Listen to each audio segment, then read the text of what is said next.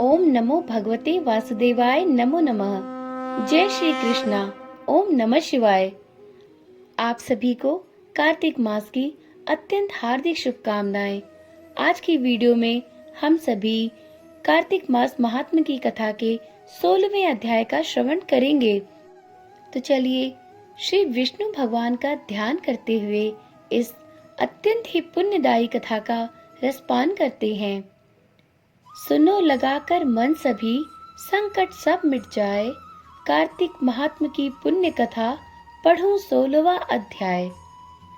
राजा पृथु ने कहा, हे नारद जी, ये तो आपने भगवान शिव की बड़ी विचित्र कथा सुनाई।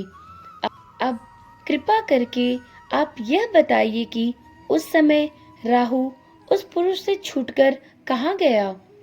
नारद जी बोले, उससे छूटने पर वह दूत बर्बर नाम से विख्यात हो गया और अपना नया जन्म पाकर वह धीरे धीरे जलंधर के पास गया। वहां जाकर उसने शंकर की सब चेष्टा कही। उसे सुनकर दैत्यराज ने सब दैत्यों को सेना द्वारा आज्ञा दी। कालनेमी और शुंभ निशुंभ आदि सभी महाबली दैत्य तैयार होने लगे। एक से एक महाबली दैत्य करोड़ों करोड़ों की संख्या में निकल युद्ध के लिए जुट पड़े। महाप्रतापी सिंधु पुत्र शिव जी से युद्ध करने के लिए निकल पड़ा। आकाश में मेघ छा गए और बहुत अपशकुन होने लगे। शुक्राचार्य और कटे सिर वाला राहु सामने आ गए। उसी समय जलंधर का मुकुट खिसक गया, परंतु वह नहीं रुका। उधर इंद्रादिक सब देवताओं ने कैलाश पर शिव जी के पास पहुंचकर सब वृतांत कह सुनाया और यह भी कहा कि आपने जलंधर से युद्ध करने के लिए भगवान विष्णु को भेजा था। वह उसके वंशवर्ती हो गए हैं और विष्णु जी लक्ष्मी सहित जलंधर के अधीन हो उनके घर में निवास करते हैं। अब देवताओं को भी वहीं रहना पड़ता है। अब वह बलि सागर पुत्र आपसे युद्ध करने आ रहा है, अतः आप उसे मारकर हम सबकी रक्षा कीजिए। यह सुनकर शंकर जी ने विष्णु जी को अपने पास बुलाकर पूछा, हे ऋषिकेश, युद्ध में आपने जलंधर का संहार क्यों नहीं किया और बैकुंठ छोड़ आप उसके घर में कैसे चले गए। यह सुनकर विष्णु जी ने हाथ जोड़कर नम्रता पूर्वक भगवान शंकर से कहा, उसे आपका अंश और लक्ष्मी का भ्राता होने के कारण ही मैंने उसे नहीं मारा है। यह बड़ा वीर और देवताओं से अजय है। इसी पर मुग्ध होकर मैं उसके घर में निवास करने लगा हूँ। विष्णु जी के इन वचनों को सुनकर शंकर जी हंस पड़े। उन्होंने कहा, हे विष्णु, आप यह क्या कहते हैं। मैं उस दैत्य जलंधर को अवश्य मारूंगा। अब आप सभी देवता जलंधर को मेरे द्वारा ही मारा गया जान अपने स्थान को चले जाइए। जब शंकर जी ने ऐसा कहा तो सब देवता संदेह रहित होकर अपने स्थान को चले गए।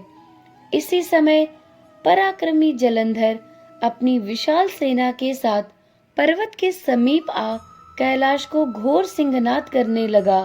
दैत्यों के नाद और कोलाहल को सुनकर शिवजी ने नंदी आदि गणों को उससे युद्ध करने की आज्ञा प्रदान की।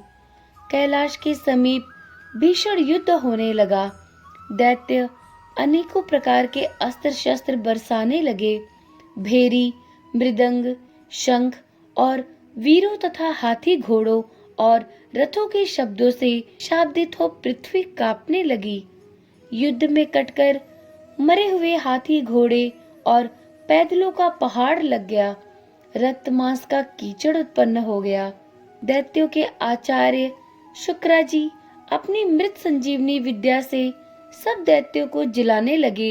यह देखकर शिव जी के गण व्याकुल हो गए और उनके पास जाकर सारा वृतांत सुनाया। उसे सुनकर भगवान रुद्र के क्रोध की सीमा न रही। फिर तो उस समय उनके मुख से एक बड़ी भयंकर कृत्या उत्पन्न हुई, जिसकी दोनों जंघाएं ताल वृक्ष के समान थी।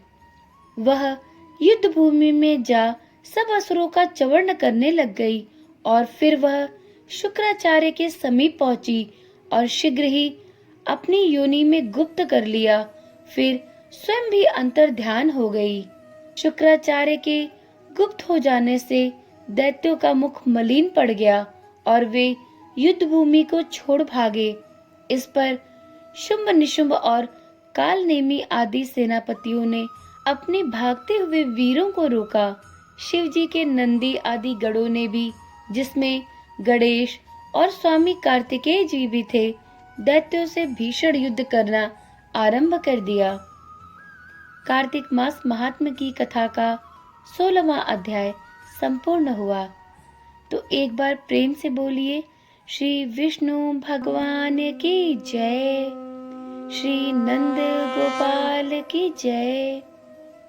वीडियो में सुनाई गई कथा यदि रुचिकर लगी हो तो वीडियो को लाइक करें और इसी प्रकार की कथा बिना किसी रुकावट के सुनने के लिए चैनल को भी सब्सक्राइब करें।